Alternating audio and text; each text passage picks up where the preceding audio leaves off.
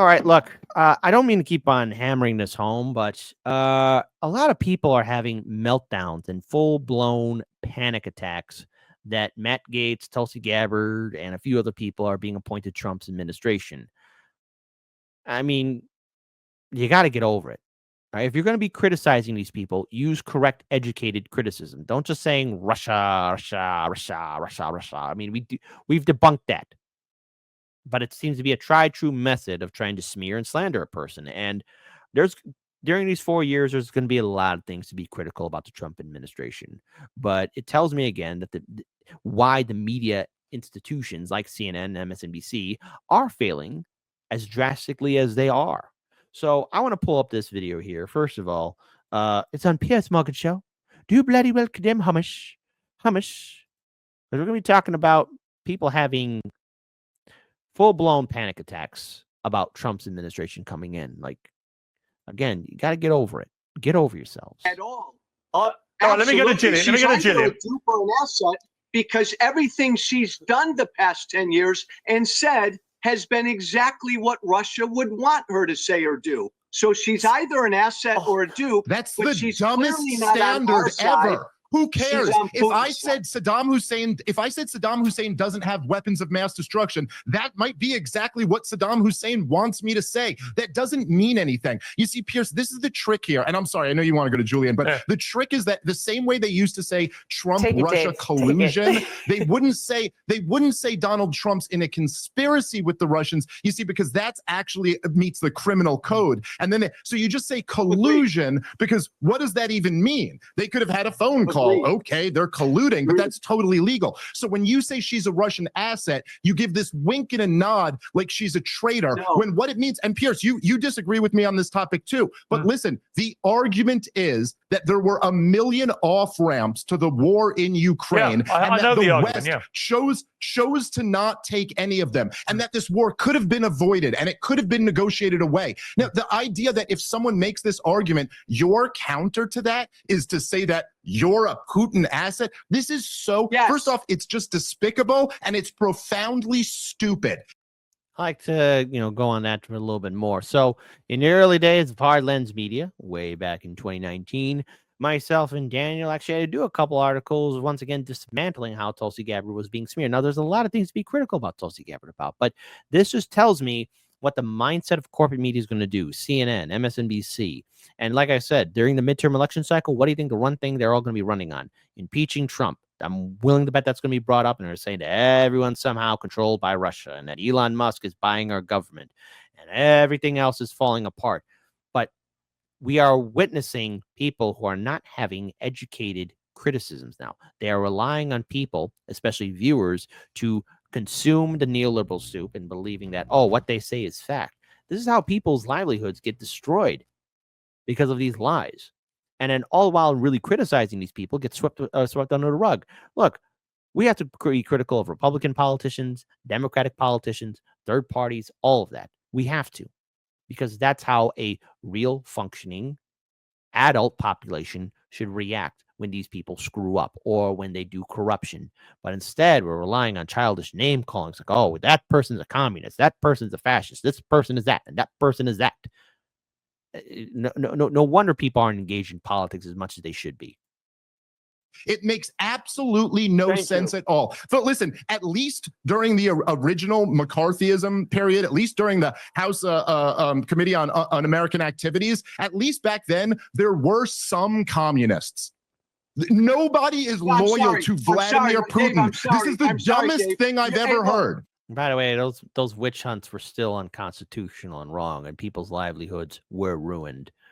I don't want to see anybody go through that. Nobody should go through that. And the fact that that happened here in the United States should make everyone's hair on the back of their neck stick up. All right?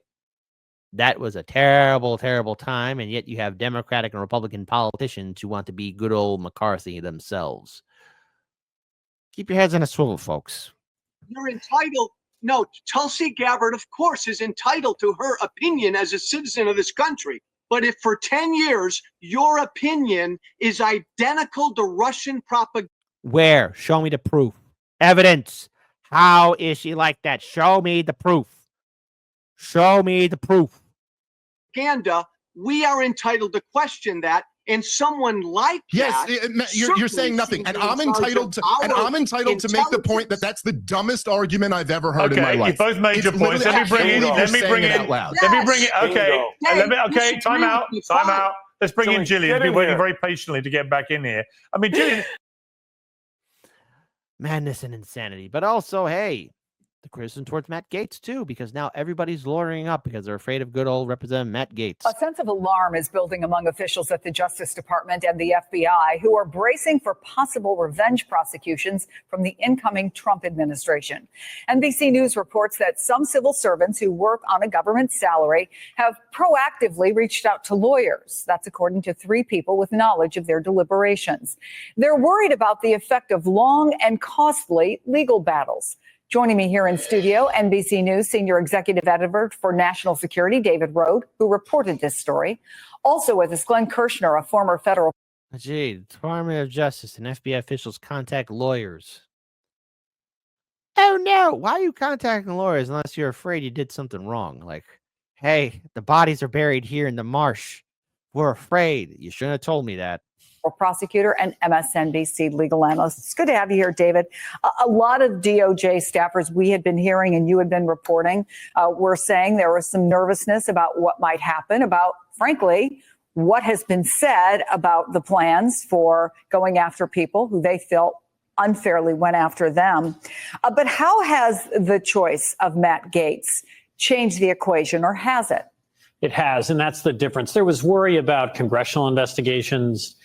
They expected that, but the choice of Gaetz, which was, I think, a real surprise to many people inside the DOJ, signaled everywhere, yes, that he's a lawyer, but he's had no experience prosecuting cases. But most of all, he is a firebrand loyalist, a very vocal supporter. They're projecting. Here's the thing. A lot of these people in these positions are right now reacting the same way that maybe I remember when Obama got elected. There were a lot of conservatives like, he's going to destroy everything. Well, no, he didn't destroy things the way you wanted. He destroyed things in a certain other way. I mean, people are just panicking and projecting and projecting and projecting and projecting and projecting. And not to mention, innocent people don't lawyer up. I mean, come on, you guys are doing this all prematurely, Prematurely indeed. Of President Trump. And it's seen by people as a choice. It's someone who Trump trusts, and someone who, given the ethics investigation, sort of owes Trump. Trump is sort of protecting him by giving him this new job just before the ethics report comes out. So it has raised fears that there could actually be criminal investigations and prosecutions by the Trump administration of career DOJ and FBI officials. And Teddy G says, make a lib welfare check segment part of the HLM live stream. Hold on. I'm going to put this in the segment right here. You know what? Wait. And if somebody could clip this and put in like that cheerful music, like, da-na-na-na. Hold on. Hi, my name is Kit Cabello, and we do this live stream show to encourage everyone to please check on your favorite liberal in case you're doing a meltdown. And how do you respond to a liberal meltdown? Well, first of all, tell them to calm down. I'm pretty sure they'll try and throw something at you, but you must learn to duck, dodge, dip, dive, and dodge again, as you should all the time, every time. Also, be sure to make sure you have some gluten-free organic snacks, just so they can consume the product and be happy. And then also be sure to turn on Rachel Maddow so that they are appeased and listening to something that will give them comfort. A liberal meltdown can be a dangerous thing, but it's always important to be listening, hearing them cry, be sure to dodge when they throw things at you, and to smile. One day, their sanity will come back. This has been a Hard Lens Media special announcement. Oh, yeah. Well, wait, it gets even funnier because now you got top House Democrat. Gabbard's a national security threat to the USA. How'd that happen? How'd that happen indeed? I mean, she's been around now for quite some time. I mean, if she's such a national threat and danger, FBI, open up. CIA, we see you. NSA, we spy on you. How come y'all didn't do anything? I mean, come on. What's y'all doing? Representative Gregory Meeks, Democrat from New York. Do dissidents, jump on it. The ranking member of the House Foreign Affairs Committee said Monday that former Democratic Representative Tulsi Gabbard from Hawaii, now Republican and President-elect Trump's pick for Director of National Intelligence, is a national security threat to the United States. A woogie boogie boogie, a woogie boogie boogie. So to have Tulsi Gabbard there now, who has basically said good things about Syrian President Bashar Assad, really? Or was she just... I'm not angry. I'm going to calm down. Syria's gone to visit him. Good things about Vladimir Putin shows me that she's a national security threat to the United States of America. And I think under ordinary circumstances, if you go through regular security screening, she would not pass a test to receive classified documents. Meeks told MSNBC's Ana Cabrera. Trump announced last week that he had selected Gabbard to be Director of National Intelligence in his next administration. I know Tulsi will bring the fearless spirit that has defied her illustrious career to our intelligence community, championing our constitutional rights and securing peace through strength. Tulsi will make us all proud, Trump said in a statement. Gabbard has in the past shared content implying that the U.S. was involved in making biological weapons in Ukraine, perpetuating a narrative from Moscow. She also met in 2017 with Assad, who had been accused of the use of chemical weapons on Syrian civilians. Well, she was part of the House of Representatives, and it was a part of a fact-finding mission.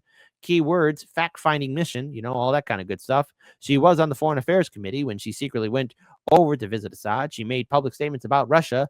Meeks said of Gabbard on Monday, and I think that, you know, unfortunately, it does follow that Donald Trump has done what Donald Trump has said. Because Donald Trump said he trusted Russian intelligence above the United States intelligence, Meeks added.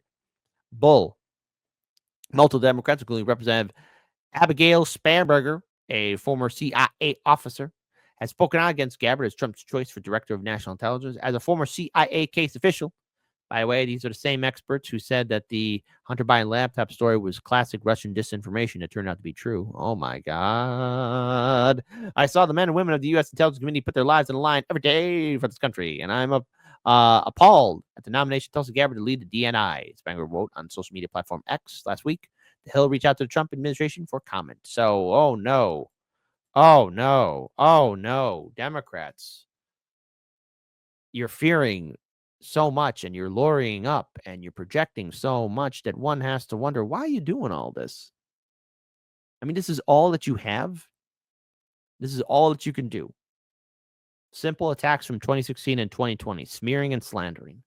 Listen, Democrats, and especially the liberals and Vote Blue Matter, who's fear, you do realize the corporate media is dying and that you won't have their support. You won't have the influence of the establishment media anymore.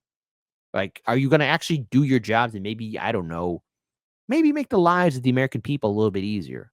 Because you're going to be dealing with the Trump administration for 4 years. And then once it's over in 2028, election time, all over again. We're back at it. But I'm not expecting the Democrats to do the right thing. Nor am I expecting the Republican Party to do the right thing. I'm expecting the American people to get screwed over again because I'm afraid a lot of people are going to fall asleep, and we can't. Because seeing how the Democrats are using the same old tactics they used in 2016 and 2020, nothing's going to change. And this is why we have to build movements and organizations not connected to Washington, D.C., or to build a better future. We have to start supporting third parties and independents, fighting to make our states citizen ballot initiative states. Because these politicians aren't going to be working for us. You want to do most of your favorite Democratic lawmakers are going to do? All they're going to be focusing on is Trump, Trump, Trump, Trump, Trump. All the while, as per usual, the American people will be ignored. It's all diversion. It's all a way to make you to forget.